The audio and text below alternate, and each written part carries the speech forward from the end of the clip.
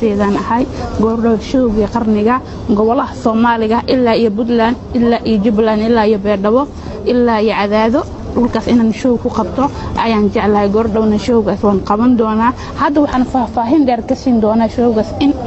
bishan dhamaadkeeda aan safar aan ahay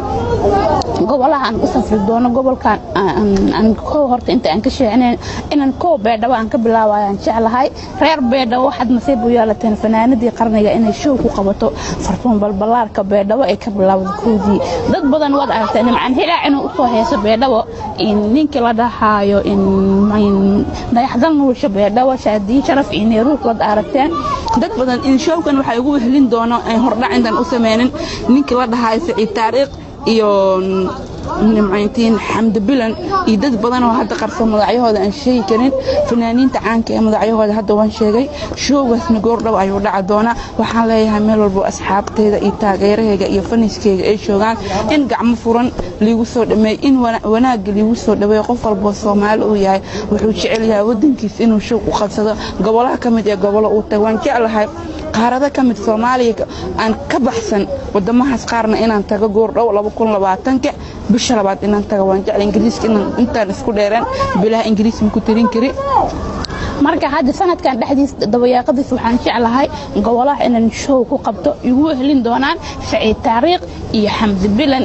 oo dad badan ay ka yihiin fanaaniinta ugu caansan magaalada Muqdisho fanka waa in kor loo kiciyaa fanaaniinta Muqdisho waxa laga yaabaa in fanaaniin reer sare ay noqdaan an naftirkeyga bilooyinkan in heesa ma soo qaadin heesaha waxaan u soo qaadi waayay qofkii bini'aadamka mar walba inuu meeshiisa taagnaado ma waa inaad horumar badan soo dhisaa iyo waxyaalo karti iyo awood leh aad qofka bini'aadamka uu ka arka heesa waxaan u soo qaadi waayay codkayga uu ku jiray xilli qaldanaa maanta aan taaganahay booskii liidara fiicnaa fanaannimada aan ku rajeynaa in badan marka daawadayaashu waxaan u sheegayaa heesa qarsoon iyo heesa aad iyo aad u macaan badan in goordhow aan soo wado aan Beerdhabo ilaa iyo Garowe ilaa iyo Cadaado ilaa iyo Jubbaland gobolaha aan show ku qaban doono ay ugu helin doonaan fanaaniin caan ee horaan aan u sheegay Xamd Bilan Saciid Taariikh dad badan ay garabkayga midigna ay taagan tahay walaasheeda qaaliga aan jeclahay hibo falaqfalaq iyo kaamirmaankayga qaaska marka waxaad arki doontiin goordhow fartuun balbalaarko